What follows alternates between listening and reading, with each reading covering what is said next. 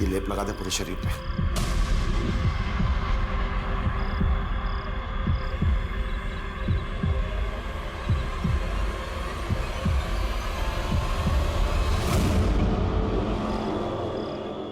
तुम लोग क्या कर रहे हो यहाँ पे? जाओ, खाने का टाइम हो गया, खाना लगाओ, जाओ।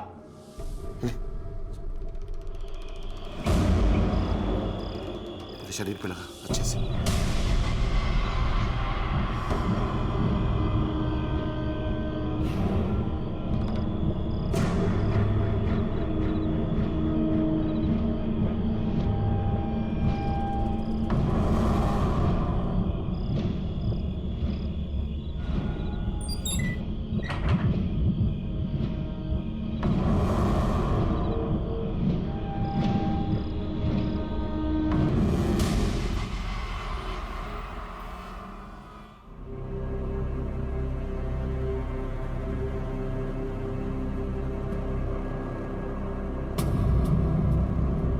हाथ क्यों कांप रहे तेरे? रात से क्यों है? नहीं, कुछ नहीं पापा।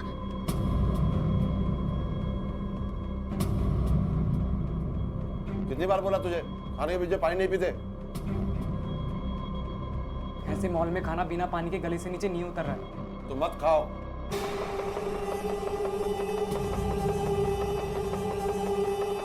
अरे अनमोल,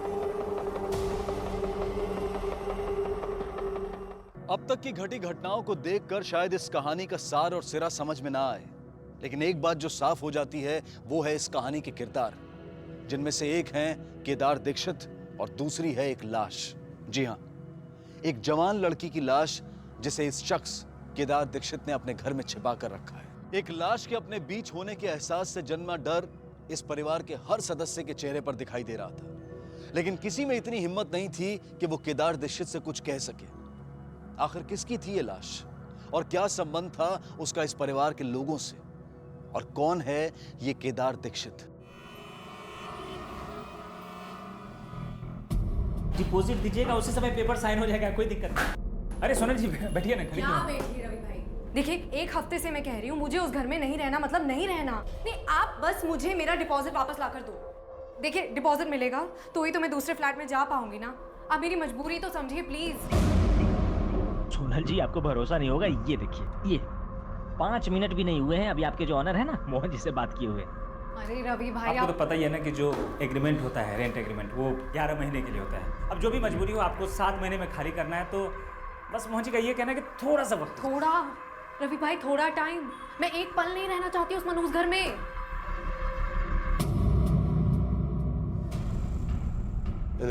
एनवेलप में चिट्ठियां हैं। जी सर। अर्जेंट है, कोई लापरवाही नहीं होनी चाहिए।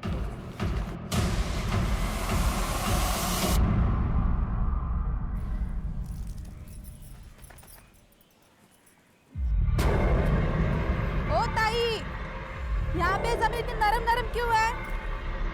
ए, क्या कर रही है तू? हट यहाँ से, हट यहाँ से, हट। यहाँ आकर कपड़े क्यों नीचे रहे?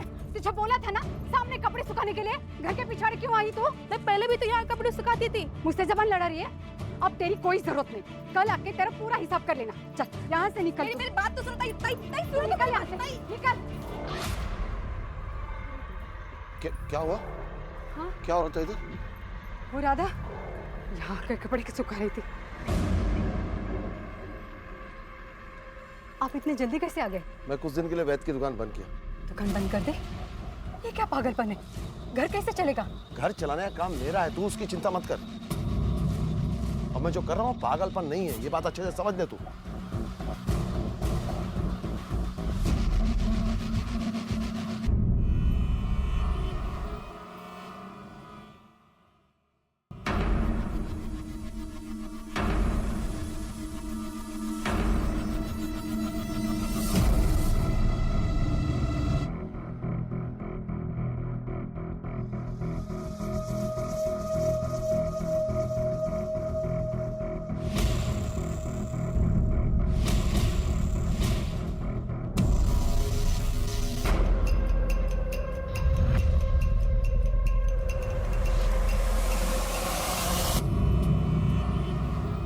मैडम, आप अपने घर के सारे पंखे निकलवा रही हो और आपके घर में तो एसी भी नहीं है। आप इतनी गर्मी में रहोगी कैसे? भैया तुम फ्री में काम करते हो नहीं तो मैडम पैसे लेता हूँ। तो मुंह बंद करके अपना काम करो और मुफ्त की राय मत दो। जी मैम सर। चलो दूसरे कमरे में। जी। हेलो कालिंदी, अच्छा सुन, जब तक मुझे दूसरा पीजी नहीं मिलता मैं तेरे घर पे रह सकती हूँ क्या? अरे मेरे घर दीदी और जीजा है, तुझे तो पता है। मैं कोई और ऑप्शन ढूंढती हूँ। Okay bye.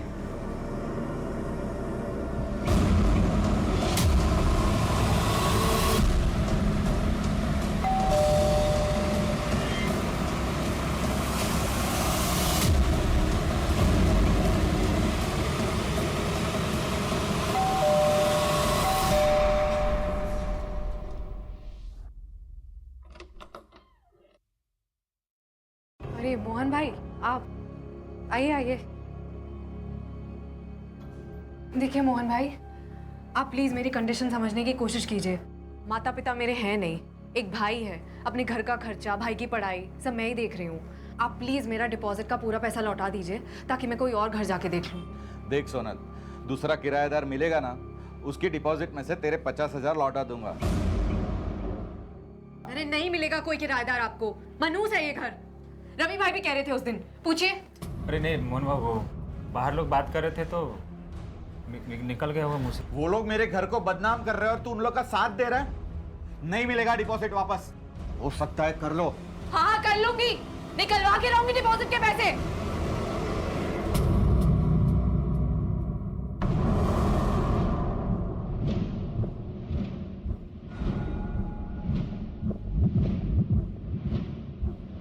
अहो, अनमोल स्कूल से घर आया ही नहीं। वो अपने दोस्त यश के यहाँ रुका है और कह रहा है कि यहाँ आएगा ही नहीं। जाओ बेटा, तुम अंदर जाओ, दरवाजा बंद कर लो। चल पापा, पापा पापा मेरी बात सुनो, मुझे इस घर में नहीं जाना है पापा। पापा पापा मेरी बात तो सुनो पापा। पापा मुझे इस घर में डर लगता है, मुझे इस घर में नहीं जाना है पापा। तो सुनो पापा।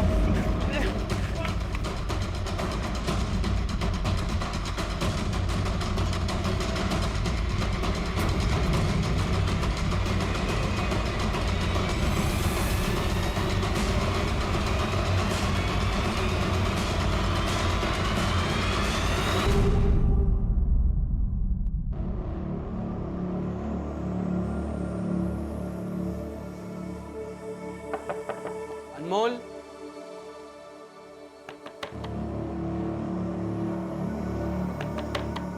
अनमोल,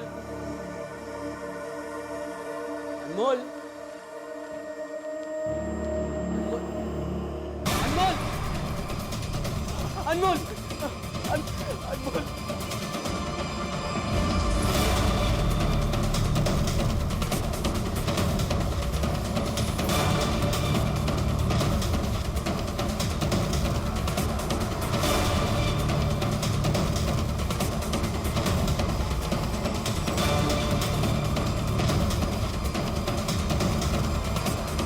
दरवाजे पर पोस्ट एंट्री नहीं दिख रही। हो सकता है हत्यारा घर का ही है। कहिए उस हत्यारे को जानता हूँ। ये चिट्ठियां चीफ मिनिस्टर, होम मिनिस्टर और कमिश्नर साहब को लिखी गई हैं। भेजने वाले का नाम केदार दीक्षित है, खोपोली का रहने वाला है। अर्जुन, खोपोली चल के इन चिट्ठियों की सच्चाई के बारे में पता करना पड़ेगा। चलो।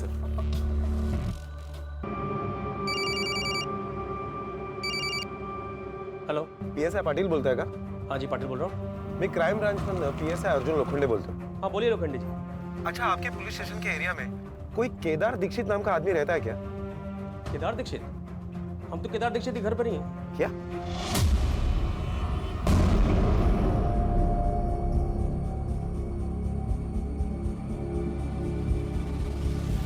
अरे वॉचमैन, शांतनु को देखा? कब से ढूंढ रहा हूँ, मिल नहीं रहा है कहीं पर। नहीं तो अगर आपने देखा शांतनु को? मोहन भाई सुनो ना। ए सोनल देख, प्लीज अभी डिपॉजिट की बात मत करना, मैं बहुत परेशान हूँ। मैं जानती हूँ आप क्यों परेशान हो। आइए आपकी परेशानी का हल बताती हूँ।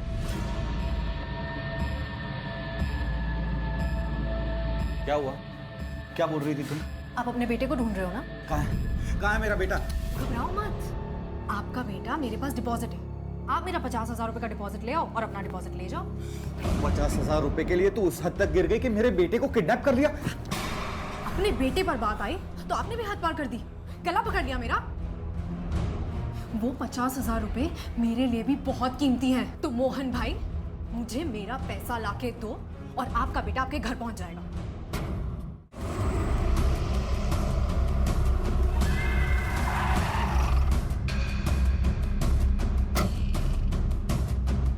सर, हमें से किसी लड़के की लाश मिली है। इसका नाम अनमोल है। हमने आस पड़ोस में पूछताछ की। पड़ोसियों के मुताबिक इसकी फैमिली वाले कल रात से ही बाहर गए। लेकिन केदार की जो चिट्ठी हमें मिली है उसमें उसने अपनी बेटी की लाश का जिक्र किया है, जिसकी मौत काफी दिन पहले हो चुकी है। और उस चिट्ठी के मुताबिक उसकी बेटी की लाश इसी घर में है। अर्जुन, घर की अच्छी तरह से तलाशी लो, लाश यहीं कहीं होगी। और सर्च करो, भगा जरा।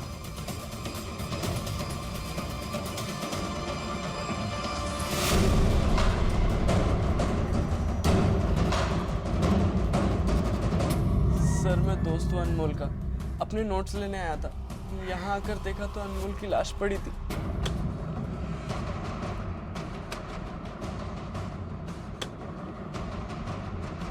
एक मिनट बादल, केदार और उसका परिवार अचानक कहाँ चले गए? सर, कल रात को कहीं निकल गए। कहाँ गए, कुछ मालूम? नहीं सर। पीछे कुछ है।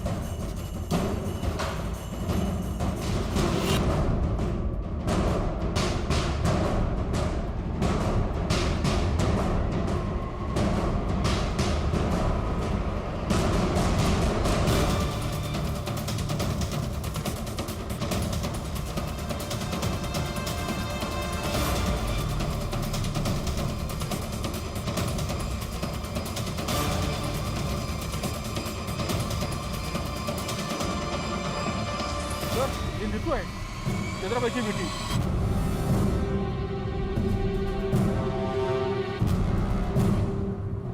आपके पड़ोस में एक लड़की की लाश जमीन में गाड़ दी गई और आपको पता तक नहीं चला? हमें बिल्कुल भनक नहीं थी। हाँ, लेकिन कुछ दिनों से केदार के घर के बाहर कुत्ते भौंक रहे थे। कुछ दिनों से केदार भाई और वहीनी कोई किससे बात नहीं करता था। और तो और केदार भाई ने अपनी दवाई की दुकान भी बंद कर डाली। केदार और उसकी बीवी का फोन नंबर होगा तुम्हारे पास? जी हाँ सर। दीजिए हमें। बताइए।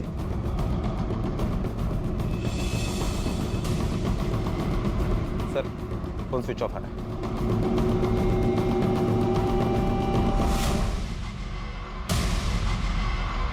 क्राइम ब्रांच ने उन चिट्ठियों की जांच की जो केदार दीक्षित ने न्याय की गुहार लगाते हुए पुलिस के आला अफसरों और नेताओं को लिखी थी। और उन चिट्ठियों के आधार पर जब क्राइम ब्रांच केदार दीक्षित के घर खपोली में पहुंची तो वहां उन्हें मिली केदार के बेटे अनमोल की लाश, और साथ ही उस लड़की की लाश भी मिली जिसे केदार ने अब तक छिपा कर रखा था और जो कि असल में केदार की अपनी बेटी नीतू ही थी। अगर कुछ नहीं मिला था तो वो था खुद केदार दीक्षित और उसका परिवार जो अचानक कहीं गायब हो गया था। समझ में नहीं आ रहा था कि आखिर अचानक पूरा परिवार कहां चला गया था और किसने की थी अनमोल की हत्या।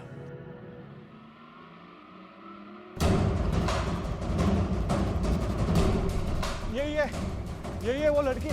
बोल, मेरा बेटा किधर है? हाँ, इससे मेरे बेटे को किडनैप किया है सर। सर, मैंने किडनैप नहीं किया, मैं तो सिर्फ इन्हें डरा रही हूँ। इनका बेटा है कहाँ? सर आइए सर। शांतनु बेटा, आजा आजा। सर, मैं तो अपना डिपॉजिट वापस लेना चाह रही थी सर। इससे आसान तरीका नहीं मिला तुम्हें कोई? सर, मैं कितने दिनों से इनको। बेटा, ये यहाँ पर आपको जबरदस्ती लेकर आई थी? नहीं, दीदी ने बोला कि हम लोग वीडियो गेम खेलते और मैं यहाँ पहुँची। यादव, बच्चे का बयान दर्ज कर लो और इसे थाने लेके चलो। सर, मैं तो कुछ नहीं किया। सर आप प्लीज मेरी बात तो सुनिए। दीदी, ऐसा करने की क्या जरूरत थी आपको? अरे तो क्या करती मैं नामित, उस घर में एक पल नहीं रह पा रही हूँ मैं। और मोहन भाई डिपॉजिट वापस करने को तैयार ही नहीं है। हाँ दीदी, पर ऐसा करने से आपको। तुम ज्ञान मत बांट मुझे, समझा? तू एक काम कर, तू रवि भाई से जाके मिल और उन्हें बोल कि मोहन भाई को समझाए कि ये केस वापस ले ले। ठीक है। पुणे पुलिस से यह कंफर्म हुआ है कि केदार दीक्षित की बेटी नीतू की लाश पुणे के शुभचिंतक सोसाइटी के फ्लैट नंबर 401 में 16 अक्टूबर को पंखे से लटकती हुई पाई गई। पोस्टमार्टम रिपोर्ट से ये भी साफ हो रहा है कि दम घुटने की वजह से और गले की हड्डी टूटने की वजह से उसकी मौत हुई। सर एक गोष्ट मुझे लक्षात येत नाहीये, जो बाप अपनी बेटी की सुसाइड केस को मर्डर केस साबित करने के लिए इतनी कोशिश कर रहा है, उसकी लाश संभाल के रख रहा है, अलग अलग जगहों पर चिट्ठियां लिखकर उसके दोबारा पोस्टमार्टम की रिक्वेस्ट कर रहा है, अब वही बाप अपने फैमिली के साथ गायब है जबकि उसके बेटे का यहाँ पर मर्डर हुआ है। अपने खबरियों को अलर्ट करो, केदार की फैमिली के फोटोग्राफ्स उन्हें भेजो। और हाँ, केदार के बेटे अनमोल के पोस्टमार्टम के साथ साथ केदार की बेटी नीतू का भी दोबारा पोस्टमार्टम कराओ। Okay sir.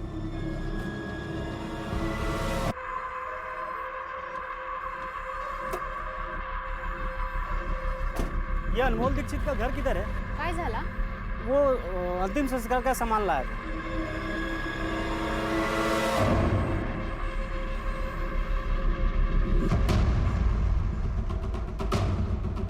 किसके कहने पे लेके आया ये अंतिम संस्कार का सामान? यहाँ भी पोस्टमार्टम नहीं हुआ, फैमिली वालों का कुछ पता नहीं, और तू अंतिम संस्कार का सामान लेके आ गया। किसने कहा था लाने के लिए? ये एड्रेस है, कल आप अंतिम संस्कार का सारा सामान इस एड्रेस पे पहुंचा देना। पैसे आपको डिलीवरी के टाइम ही मिल जाएंगे। क्या यही लड़का था वो? हाँ हाँ सर, यही लड़का था। सर केदार और उसकी पत्नी कविता, इन दोनों के मोबाइल अभी भी स्विच ऑफ ही आ रहे हैं। हमने पता लगाया केदार का मोबाइल खोपोली में स्विच ऑफ हुआ था और उसकी बीबी के मोबाइल का लास्ट लोकेशन नासिक का है। सर, ये अनमोल और नीतू की पोस्टमार्टम रिपोर्ट है। रिपोर्ट के मुताबिक अनमोल की मौत रात 10 से 12 बजे के बीच में हुई है और उसकी मौत सर पर किसी भारी चीज के लगने की वजह से हुई। और नीतू की रिपोर्ट में क्या है? सर नीतू ने सुसाइड के पहले भारी मात्रा में नींद की दवा खाई थी, उसके सिर पर अंदरूनी चोट भी थी, लेकिन नीतू की मौत की असली वजह फांसी लगना है। लेकिन वो सुसाइड करने के लिए ये सब क्यों करेगी? बड़ी अजीब बात है। पुरानी पोस्टमार्टम रिपोर्ट से नई वाली मैच नहीं कर रही। पहली पोस्टमार्टम रिपोर्ट में ना दवाइयों का जिक्र था, ना ही ब्रेन हेमरेज का। इसका मतलब केदार का दावा सही था कि उसकी बेटी का मर्डर हुआ। केदार दीक्षित और उसका परिवार या तो बहुत ही अलग और अनोखा था या फिर इनके साथ कोई अनहोनी हुई थी। एक तरफ तो केदार दीक्षित अपनी बेटी की लाश को घर में छिपाकर पुलिस के आला अफसरों से उसके दोबारा पोस्टमार्टम की गुहार लगा रहा था, और वहीं दूसरी तरफ अपने बेटे की लाश को घर पर छोड़कर अपने परिवार के साथ भाग खड़ा हुआ था। क्राइम ब्रांच के लिए यह सबसे अनोखा केस था, लेकिन उन्होंने इसे एक चुनौती की तरह लिया और तहकीकात शुरू कर दी। सर केदार अपनी बेटी नीतू का अंतिम संस्कार नहीं करना चाहता, तो फिर ये अनमोल क्यों? केदार अपनी बेटी की लाश को अपने घर में छुपा के रखना चाहता था। हो सकता है केदार और उसके बेटे अनमोल में तकरार हुई हो और केदार के हाथों अनमोल का कत्ल होगा। आगे से आप दोबारा कर भी नहीं पाएंगे ऐसा। इनके खिलाफ लापरवाही का चार्ज लगाइए। सर आप जाइए, कोर्ट के नोटिस का इंतजार कीजिए। सर सॉरी सर, ले जाओ इसे। दोबारा नहीं होगा सर, प्लीज नहीं होगा सर। ये नीतू जिस फ्लैट में रहा करती थी, उस फ्लैट में नीतू के अलावा और कोई भी रहता था क्या? हाँ सर, उस फ्लैट में उसके साथ एक लड़की रहती थी जिसका नाम सोनल है।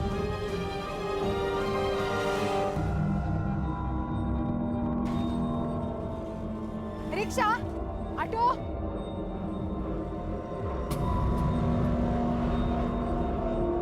अभी आप लोग कहाँ थे और कहाँ जा रहे हो? हम घर जा रहे हैं। आप लोग को पुलिस ढूंढ रही है। पुलिस? आपके घर से नीतू की लाश मिली है। लाश? अभी आप तो ऐसा बोल रही जैसे आपको कुछ मालूम ही नहीं है। आप लोग जिस रात को गए उसी रात को अनमोल का मर्डर भी हो गया। अनमोल? हाँ भाभी, हमने आपका फोन बहुत ट्राई किया मगर फोन भी तो नहीं लग रहा था।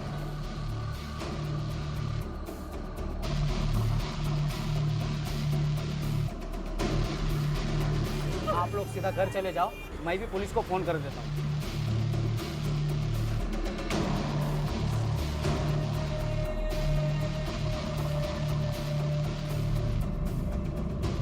कितनी बार बोला तुझे खाने के पीछे पानी नहीं पीते? ऐसे मॉल में खाना बिना पानी के गले से नीचे नहीं उतर रहा है। तो मत खाओ। भैया रेलवे स्टेशन चलो। आप लोग जिस रात को गए उसी रात को अनमोल का मर्डर भी हो गया। अब हम घर नहीं जा सकते।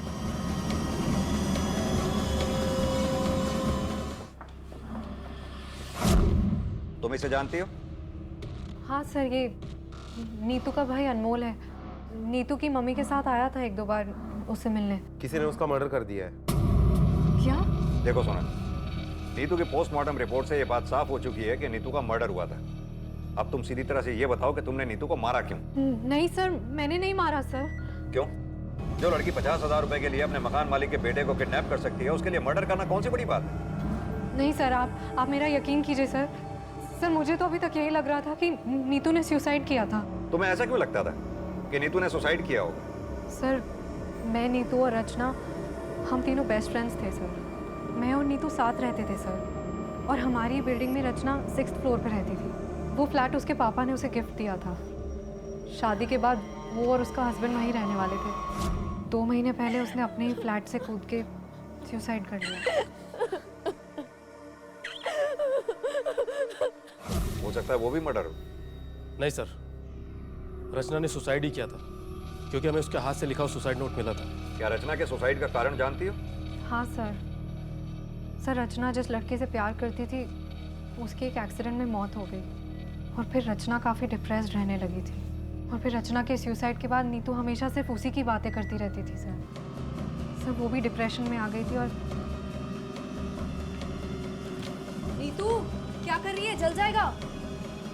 पागल हो गई है क्या? ध्यान कहाँ है तेरा? और फिर उसके 2 हफ्ते बाद उसने भी। देख भाई नमित, अब तो इतना लायक तो हो गया है कि ट्यूशन से अपना खर्चा निकाल ले, और मेरी कौन सी सैलरी बढ़ रही है? हाँ समझा?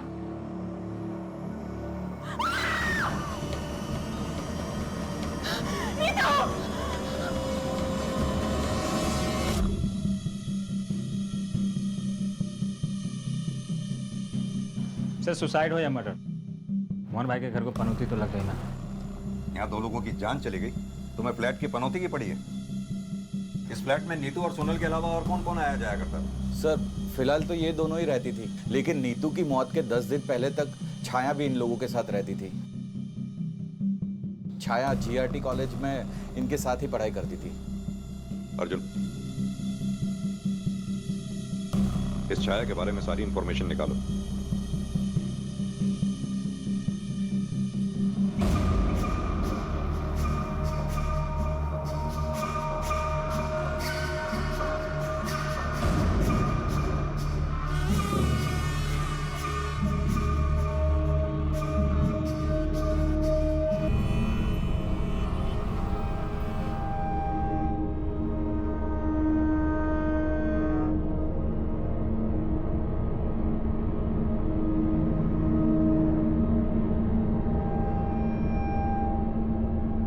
मामा का घर इधर ही, तू मामा के घर जा। आई नहीं, आई प्लीज प्लीज मुझे नहीं जाना है। बाबू ऐसे नहीं करते, जा जा बोलते ना।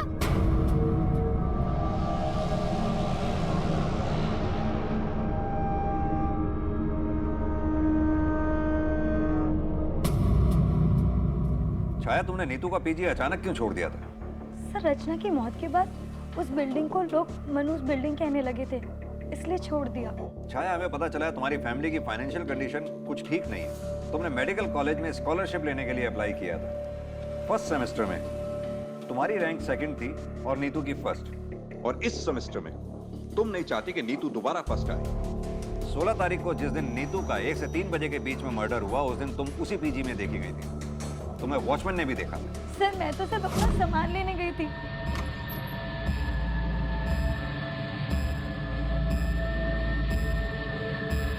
मैं तो नीतू से मिली भी नहीं थी। लेकिन नीतू का पीजी छोड़ने के बाद उस घर की एक चाबी तुमने अपने पास रखी, यानी जो कुछ भी किया पूरी प्लानिंग के साथ किया। सर मैं तो ऐसा कुछ करने का सोच भी नहीं सकती। ऐसा क्यों? क्योंकि सर नेक्स्ट एग्जाम में मैं नीतू से ज्यादा मार्क्स लाने वाली थी। वो कैसे? सर नीतू पढ़ाई में बहुत अच्छी थी, लेकिन इधर उसका दिल पढ़ाई में कम और प्यार में ज्यादा था। प्यार किससे? सर सोनल के भाई नमित से। छाया, अगर तुम्हारी ये बात झूठ निकली ना तो तुम्हारा ही नुकसान होगा। नहीं सर, आप चाहे तो किसी से भी पता कर सकते हैं। सच क्या है झूठ क्या है ये तो हम पता लगा ही लेंगे। फिलहाल तुम जा सकती हो, लेकिन हमसे पूछे बगैर ये शहर छोड़कर जाना नहीं कहीं। सर सोनल ने ये नीतू के अफेयर वाली बात हमें क्यों नहीं बताई? अर्जुन, हो सकता है नीतू के मर्डर में सोनल या नमित, इन दोनों में से कोई इन्वॉल्व हो, इसीलिए सोनल ने हमें पूरी बात बताई ही ना। लेकिन छाया की कहानी पे भी भरोसा नहीं किया जा सकता। हो सकता है इसने अपने आप को बचाने के लिए कोई कहानी बनाई हो। ये छाया के स्टेटमेंट को क्रॉस वेरीफाई करो। Okay sir.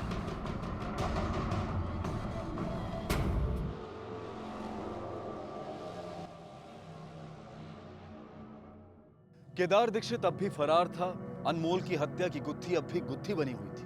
दूसरी तरफ सोनल अपने इस बयान पर अड़ी हुई थी कि नीतू ने आत्महत्या की थी और उनकी पुरानी रूममेट छाया ने पुलिस के सामने खुलासा किया था कि सोनल के भाई नमित का अफेयर नीतू के साथ चल रहा था। पुलिस इस बात से हैरान थी कि अगर छाया की यह बात सच थी तो यह बात सोनल ने उन्हें क्यों नहीं बताई थी। कहीं ऐसा तो नहीं था कि उसका भाई ही नीतू का हत्यारा था, या फिर सोनल ने नीतू को अपने भाई से दूर करने के लिए खुद ही उसे मार डाला था और अब पुलिस को गुमराह करने के लिए यह आत्महत्या की झूठी कहानी सुना रही थी।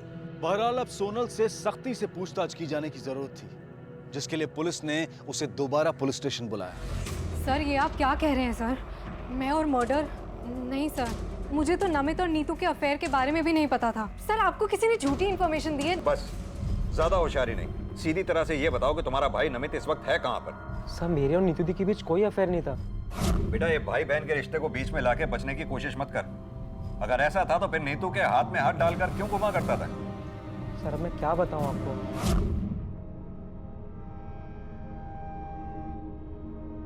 हाय, मैं आदित्य। तो मैं यही बाजू वाली बिल्डिंग में रहता हूँ। एक्चुअली मुझे कहीं अर्जेंटली जाना है, तो प्लीज़ मुझे ऑटो रिक्शा स्टैंड तक छोड़ दो। हाँ it's fine. Thank you so much.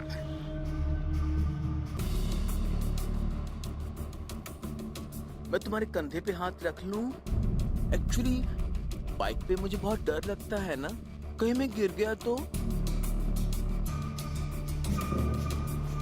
आइला, तुम तो सच में बहुत भुजंग बाहु हो। सर एक दिन मैंने उसकी हेल्प क्या कर दी, वो तो पीछे ही पड़ गया। दूसरे दिन आके आई लव यू बोलने लग गया। मैं ये बात सोनल दी को कैसे बताऊं, मुझे समझ ही नहीं आ रहा था सर। सर मेरा और नीतू दी के बीच ज़्यादा एज डिफरेंस नहीं था और मेरी उनसे बॉन्डिंग भी अच्छी होने लगी थी, तो एक दिन मैंने सब कुछ नीतू दी को बता दिया।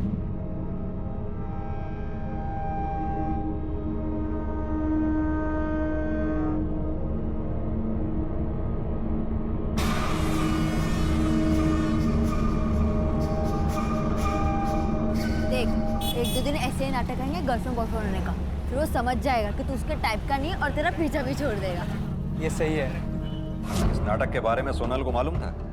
नहीं सर, सोनल दी को इसके बारे में कुछ नहीं पता था। मतलब तेरी कहानी सच है या नहीं, इस बात का कोई सबूत या गवाह है ही नहीं। जो गवाह थी नीतू, वो मर चुकी है। मतलब तेरी कहानी झूठ भी हो सकती है, कोई बात नहीं। अब तेरी कहानी का सच आदित्य बताएगा।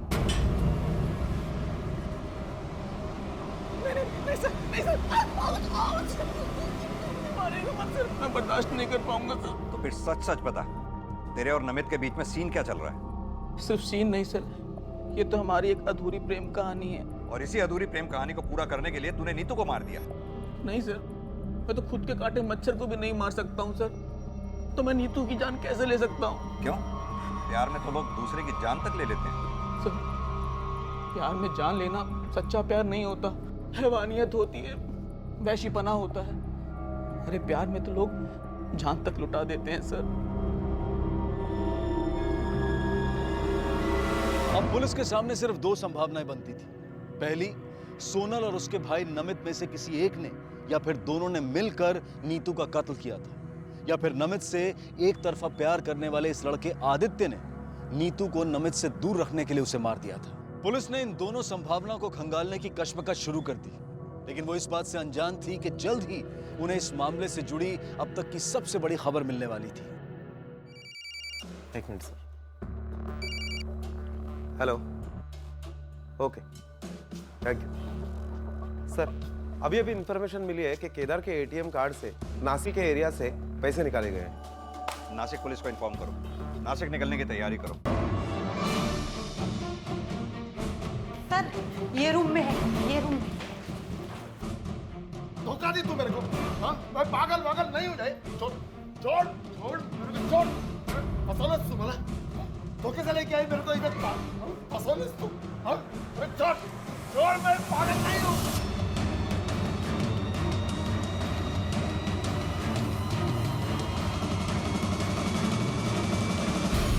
क्या केदार जी, हमें चिट्ठी भेजकर खुद भाग गए? ये लुका छिपी का खेल क्यों खेल रहे हैं हमारे साथ? सर आप मेरी बीवी को समझाइए, ये मुझे पागल समझ रही है। सर अपनी बेटी की लाश घर में कोई रख सकता है क्या? ये कोई समझदार आदमी का काम नहीं, इसलिए मुझे इन्हें यहाँ लाना पड़ा, और वो भी धोखे से। एक बात बताइए केदार जी, आप इतने दावे के साथ कैसे कह सकते हैं कि आपकी बेटी नीतू ने सुसाइड नहीं किया? सर, रचना की मौत के बाद जब नीतू का फोन मुझे आया, मुझे रचना के बारे में सुनकर दुख हुआ बेटा। पापा, दुख तो मुझे भी बहुत है। बस जिंदगी में कठिन समय तो हर किसी के जीवन में आता है, पर उस कठिनता से उबरने के लिए ऐसा सुसाइड नहीं करना चाहिए, गलत कदम है। जब मुझे नीतू की मौत की खबर मिली तो मुझे इस बात का पूरा यकीन था कि मेरी बेटी कुछ भी कर सकती है, लेकिन आत्महत्या नहीं करती। और यही बात मैंने कविता से भी कही। मुझे पूरा यकीन है हमारी नीतू का मर्डर हुआ, पर मेरी बात कोई सुनने को तैयार ही नहीं है। मेरी समझ में नहीं आ रहा मैं क्या करूं। सबको चिट्ठी भी लिखी, पर अहो, हे बगा, मैं कमलेश भैया से बात करती हूँ। उसका एक दोस्त नासिक में विधायक है, वो हमारी जरूर मदद करेगा, और नीतू का दोबारा पोस्टमार्टम भी हो जाएगा। ठीक है मकसद, आज रात जाओ यार। ये किधर लेके आई? ये तो हॉस्पिटल है। अहो, भाई ने यही बुलाया है। मुझे लगा कि इन्हें मेंटल हॉस्पिटल में भर्ती करके मैं वापस चली जाऊंगी। नीतू का अंतिम संस्कार करूंगी ताकि नीतू की आत्मा को शांति मिले। मैंने अनमोल को पूरी तैयारी करने के लिए बोल के रखा था, पंडित साहब मैं जा नहीं सकी क्योंकि यहाँ अस्पताल की कार्रवाई पूरी करनी थी, इसके लिए मुझे यहीं देर हो गई। केदार जी, हमने आपके बेटी नीतू का दोबारा पोस्टमार्टम किया, और पोस्टमार्टम रिपोर्ट के मुताबिक आपकी बेटी ने सुसाइड नहीं किया था, बल्कि उसका मर्डर हुआ था। बोला था ना मैं। आप बताइए कविता जी, आप क्यों भाग रही हैं? सर, मैं डर गई थी, मुझे पता चला कि आप मुझे ढूंढ रहे हो, और वो भी मेरे बेटे अनमोल की हत्या के शक में। साहब, मैं अपनी छोटी बेटी को इससे दूर रखना चाहती हूँ। क्या हुआ अनमोल? अनमोल को क्या हुआ? बोल, अनमोल को क्या हुआ?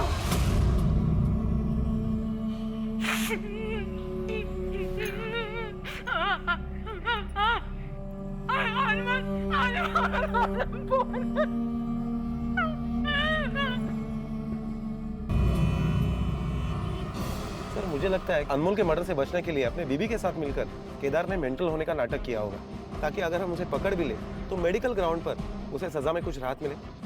अर्जुन, ये हो भी सकता है और नहीं भी। अगर केदार ने अपने बेटे अनमोल को नहीं मारा तो हो सकता है नीतू और अनमोल का हत्यारा कोई और हो, जो ये जानता हो कि केदार ने नीतू की लाश को अपने घर में छुपा रखा है, और वो लाश को ठिकाने लगाने के लिए ही आया हो, ताकि नीतू का दोबारा से पोस्टमार्टम ना हो सके। अर्जुन, हमें हर सस्पेक्ट, हर गवाह से फिर से पूछताछ करनी होगी, हो सकता है कुछ हाथ लगे। साहब, जब केदार जी के घर उनकी बेटे की लाश मिली तो उसके एक दिन पहले मैं दुकान बंद कर रहा था तो देखा बैद जी के घर के सामने एक सफ़ेद रंग की गाड़ी चक्कर लगा रही थी, लेकिन वो एम्बुलेंस जैसी थी जिस पे आरटी हॉस्पिटल लिखा हुआ था। साहब, मैं 2 दिनों से सीडी गया हुआ था, सीडी से आज ही वापस आया हूँ सुबह। Thank you sir. ठीक है सर, जिस दिन अनमोल का मर्डर हुआ था उसी दिन आरटी हॉस्पिटल की एम्बुलेंस पूना से खोपोली जा रही थी। वही एम्बुलेंस केदार के घर पर भी दिखाई दी थी। सर, पूना से खोपोली जाने वाले टोल नाके पर जो सीसीटीवी कैमरा है उससे हमने फुटेज निकाली और उससे ये फोटो निकाला। ये दोनों भी हॉस्पिटल के एम्प्लॉय नहीं है। फिर पूना पुलिस से पूछताछ करने पर पता चला है कि दोनों हिस्ट्री शीटर्स हैं, अजय और बद्री। सर, मैंने अपने खबरियों को काम पर लगा दिया है।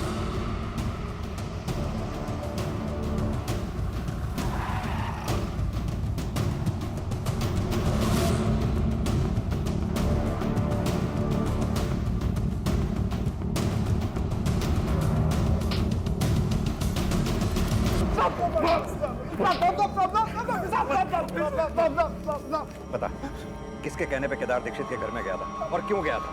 सच सच बताइए, वरना आज तेरी कब्र यहीं बना दूंगा। साहब, हमें तो काम मिला था केदार के घर से उसकी बेटी की लाश को ठिकाने लगाने का। हमारे दोस्त के गैराज में एक हॉस्पिटल वैन थी, हमने वो ली और केदार के घर खपोली पहुंचे और देखा कि पूरी फैमिली कहीं बाहर जा रही थी, तो हमने सोचा कि सही मौका है। जब हम अंदर गए तो हमने देखा कि केदार का बेटा घर पे था। बता बेटा, लाश किधर है?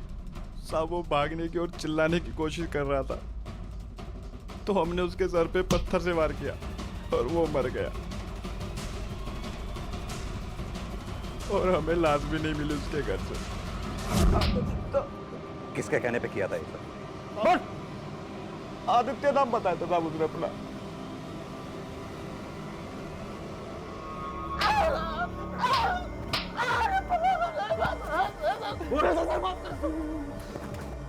ए, ठीक से देख, यही था ना? नहीं साहब, ये नहीं था वो। ध्यान से देखे से। साहब सच में ये आदमी नहीं है। मैंने कुछ नहीं किया था। अर्जुन, वो आदमी जो भी था बहुत चालाक है। उसने असली नाम नहीं बताया इसे। वो आदमी जो भी है नीतू को भी जानता है और इस आदित्य को भी। हो सकता है वो आदित्य को फंसाना चाहता हो, और ये भी हो सकता है कि वो आदमी उस सोसाइटी से रिलेटेड हो।